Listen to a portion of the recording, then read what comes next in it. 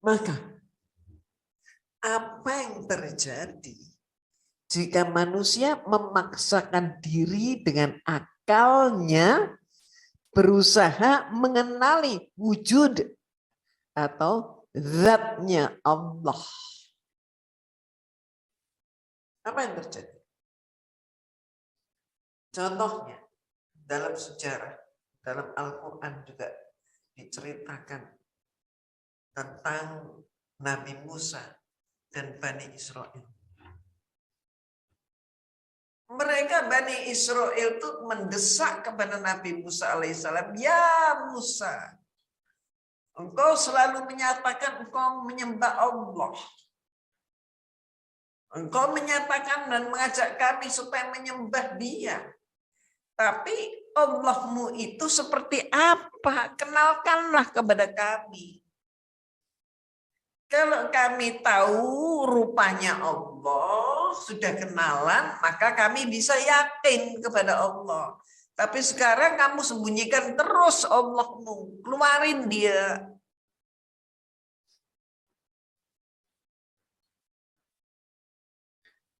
Maka Nabi Musa alaihissalam pun geleng-geleng kepala. Ini bangsanya, kaumnya ini keterlaluan. Maksudnya menganggap bahwa indera, panca indera itu adalah segala-galanya. Padahal alat.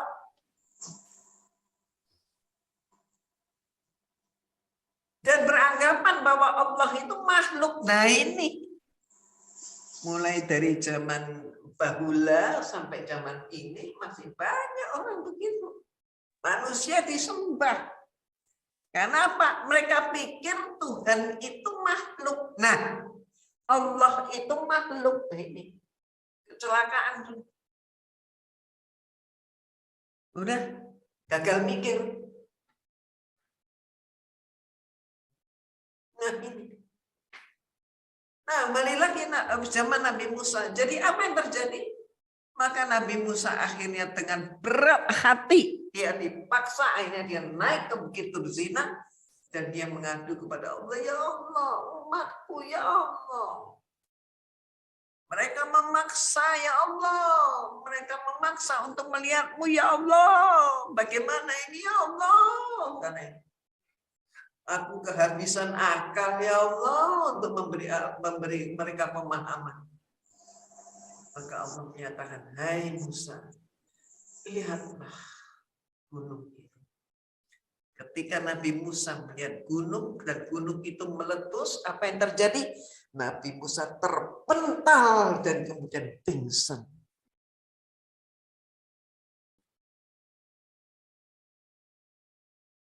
Ya Musa, seperti itulah kalau engkau memaksakan. Apa maksudnya? Engkau makhluk. Makhluk tidak didesain untuk memiliki kelengkapan untuk mengenal atau melihat wujud atau zatnya Allah.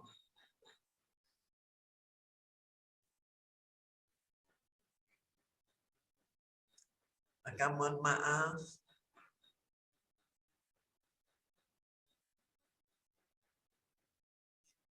kalau kita amati dengan seksama bagaimana Al-Quran menjelaskan kepada kita bahwa Nabi Adam dan istrinya Siti Hawa pernah hidup di Taman Firdaus. Setelah menikmati kehidupan di sana, maka kemudian dengan banyak peristiwa, maka Nabi Adam sudah cukup bisa membedakan. Cukup bisa berpikir untuk menentukan mau kufur atau mau syukur dan seterusnya. Maka ditunjukkan di bumi itulah tempatnya. Dan kalau engkau menjadi hamba yang setia kepada Allah, maka engkau akan pulang kembali kepada Allah. Sehingga ada istilah, ia telah berpulang kepada Allah. berpulang. Apanya yang pulang? Ruhnya yang pulang. Jasadnya dari tanah kembali ke tanah. Ia telah dikebumikan. Apa yang dikebumikan? Jasadnya. Nah, oke, next. Karena mustahil akal atau indera manusia menjangkau wujud atau zat Allah. Maka ketika ia berupaya terus, maka justru akan tersesat dan terjebak pada personifikasi wujud Tuhan. Apa maksudnya? Coba kita tengok. Next. Ini gambar-gambar ini akan bisa membantu. Insya Allah. Alat bantu ini. Kita tengok Tuhan di peradaban Yunani kuno. Atas kiri. Namanya siapa? Zeus. Adalah bapak dari para Tuhan, para dewa untuk Yunani. Politeisme, paganisme. Beda masa, beda peradaban, tapi yang dituhankan masih sama. Hanya nama saja yang berubah. Contohnya, kita lihat. Dari peradaban Yunani beralih ke peradaban Romawi kuno. Maka nama Tuhannya, Bapak Tuhan, Tuhan Bapak adalah Jupiter. Jadi kalau Yunani, Zeus, Bapak Tuhan, Tuhan Bapak. Kalau Romawi, Jupiter, Tuhan Bapak. Digambarkan seperti itu. Next. Hindu. Peradaban Hindu kuno sampai Hindu modern. Mereka menyembah banyak Tuhan, banyak dewa. Itu tangannya banyak, kepalanya banyak. Digambarkan demikian. Terus kita pindah ke peradaban Cina kuno. Mohon maaf, Umi salah. A bukan O. Cina kuno hingga modern juga sama, menyembah banyak Tuhan, banyak dewa. Itu yang paling depan, paling gede, janggutnya panjang, hitam, kulitnya merah, dewa perang. Terus depan kiri yang pakai tongkat, botak, ya, janggut putih, itu mereka katakan dewa ini adalah dewa penyabar, dan simbolnya selalu dengan simbol kura-kura.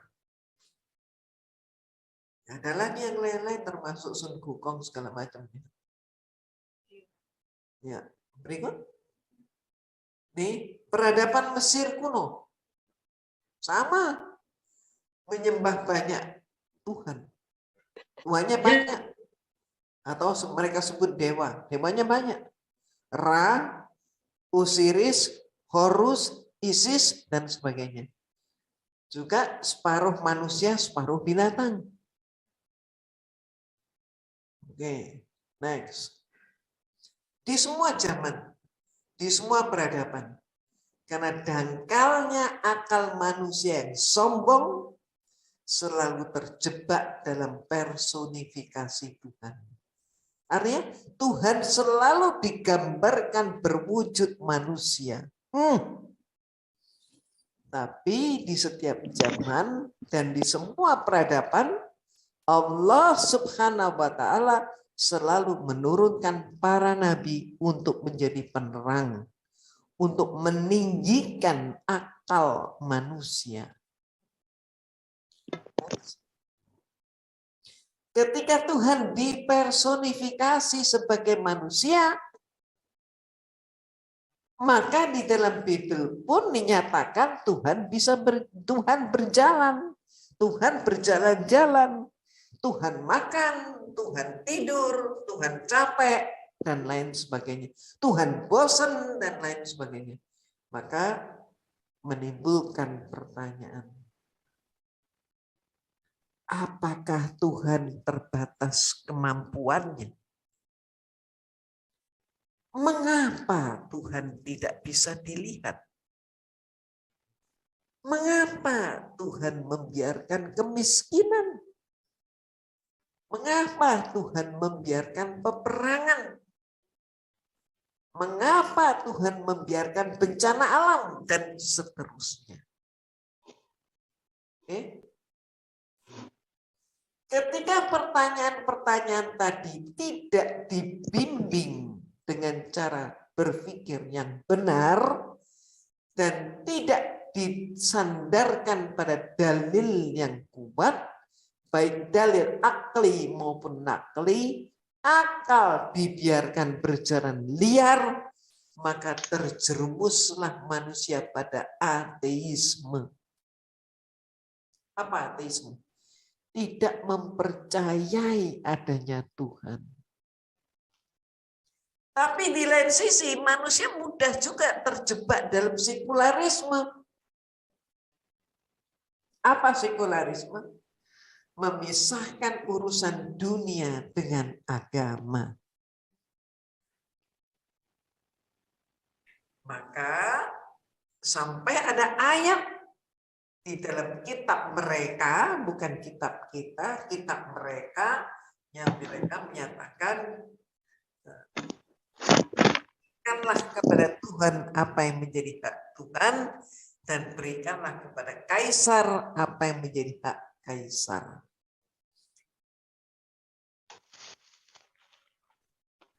Atau juga manusia mudah terjebak dalam sosialisme atau bahkan komunisme yang menolak eksistensi Tuhan. Dan keduanya ini, sekularisme dan sosialisme komunisme, sudah banyak bertebaran di tengah-tengah umat saat ini. Next. Maka perlu kita ketahui juga, ketika Imam Malik, insya Allah kita semua mengenal pemikiran beliau.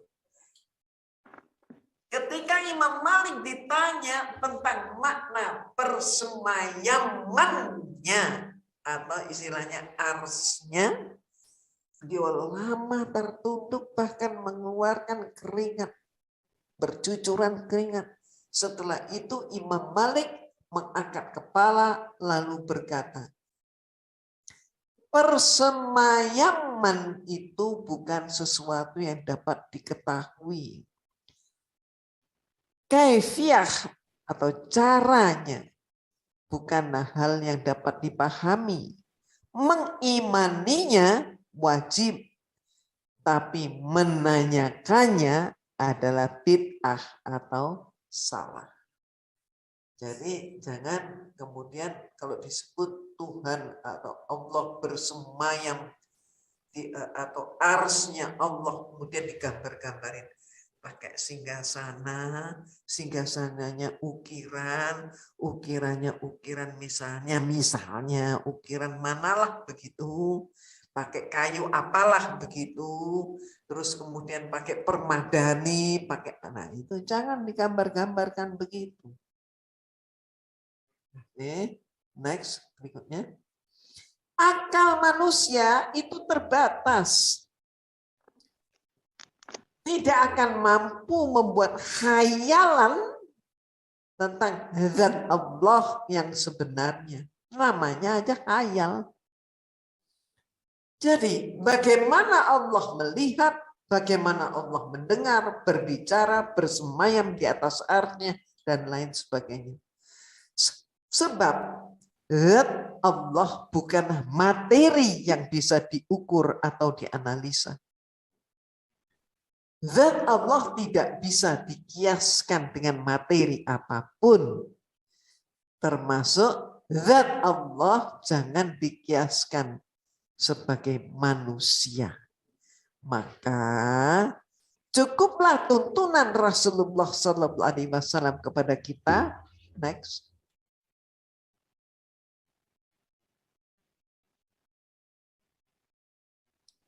Berpikirlah kalian tentang makhluk. Yaitu apa? Ciptaan Allah. Berpikirlah. Berpikirlah kalian tentang makhluk. Yaitu ciptaan Allah. Tetapi jangan kalian berpikir tentang zat Allah. Sebab kalian tidak akan sanggup mengira-ngira hakikatnya yang sebenarnya. Nah, ini. Jadi jangan menghayal begitu ya. Maka Allah itu digambarkan seperti ini, seperti ini, seperti itu. Oke, next. Demikianlah peran akal manusia dalam masalah keimanan. Artinya, akal adalah alat pembantu menuju iman. Tapi akal bukan sumber keimanan. Akal yang dibimbing wahyu akan membimbing manusia menuju derajat yang tinggi, yaitu manusia yang mulia. Next. Nah, ini sudah selesai, topik lain lagi. Kelanjutannya baru akan terjawab topik. Lalu bagaimana dengan menggunakan akal kita menempuh jalan menuju iman? Nanti sampai saat ini itu aja dulu. Nah, mudah-mudahan apa yang Ui sampaikan ini ada guna dan manfaatnya. Kembali lagi, jadi iman di dalam agama kita, dalam Islam, iman itu justru pembenaran yang pasti, yang sesuai kenyataan, yang muncul dari dalil atau bukti. Jadi saya beriman kepada Allah dan seterusnya. Berarti apa? Ya, bukan beriman itu kemudian ya pokoknya, bukan. Justru iman itu adalah pembenaran yang pasti. Kita pasti bahwa Allah itu ada. Yang bisa kita lihat dengan indera kita adalah eksistensi keberadaan Allah. Seperti ingat orang Badui tadinya. Jadi sekali lagi iman adalah pembenaran yang pasti. Namanya pembenaran yang pasti berarti juga sesuai dengan kenyataan, bukan khayal. Dan muncul dari dalil atau bukti. Nah, mudah-mudahan ada guna dan manfaatnya.